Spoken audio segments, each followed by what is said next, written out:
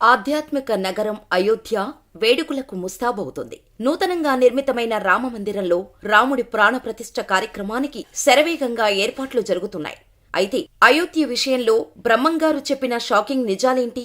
కాలజ్ఞానంలో అయోధ్య గురించి ఏం ఉంది అనే విషయాలను ఈ వీడియోలో తెలుసుకుందాం.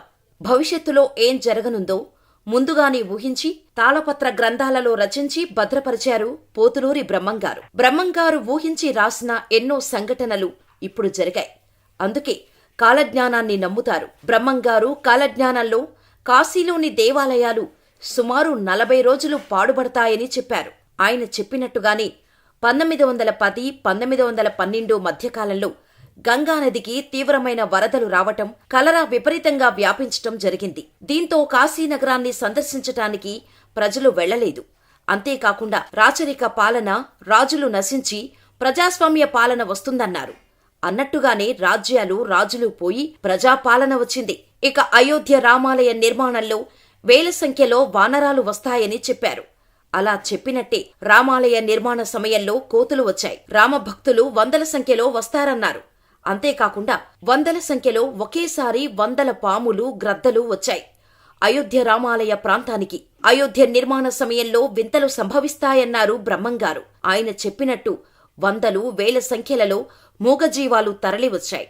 హిందువులు దశాబ్దాలుగా ఎదురుచూస్తున్న రామయ్య జన్మభూమి అయోధ్యలో శ్రీరామ మందిరం ప్రాణప్రతిష్ఠ కార్యక్రమం ఈ నెల 22వ తేదీన అంగరంగ వైభవంగా జరగనుంది. ఈ నేపథ్యంలో ఆలయంతో పాటు నగరాన్ని కూడా అతి సుందరంగా తీర్చిదిద్దుతున్నారు. రామలల్లా ప్రాణప్రతిష్ఠ కార్యక్రమాన్ని దేశ విదేశాల్లో ప్రత్యక్ష ప్రసారం చేసేందుకు ఏర్పాట్లు చేస్తున్నారు. ఈ నేపథ్యంలోనే అయోధ్య రామాలయ ప్రాణప్రతిష్ఠ సందర్భంగా మారిషస్ దేశం కీలక నిర్ణయం తీసుకుంది. జనవరి 22న ఆ దేశంలో నిర్వహిస్తున్న పూజల్లో పాల్గొనేందుకు అయోధ్య రామాలయ ప్రాణప్రతిష్ఠ వేడుకను టీవీల్లో చూసేందుకు హిందూ అధికారులకు 2 గంటల పాటు అనుమతి మంజూరు చేసింది. హిందూ సంఘాలు చేసిన విజ్ఞప్తిపై అక్కడి ప్రధాని అనిరుద్ జగన్నాథ్ నేతృత్వంలోని కేబినెట్ చర్చించి 2 గంటల ప్రత్యేక సెలవుకు అనుమతి ఇచ్చింది. మారిషస్లో 2011 జనాభా లెక్కల ప్రకారం హిందువుల జనాభా 48.5% ఉంది. అమెరికా, బ్రిటన్, ఇండోనేషియా, ఆస్ట్రేలియా సహా అనేక దేశాల్లో ఉన్న భారతీయులకు రామమందిర ప్రాణప్రతిష్ఠ కార్యక్రమం చూడాలనే ఉత్సాహం ఉంది.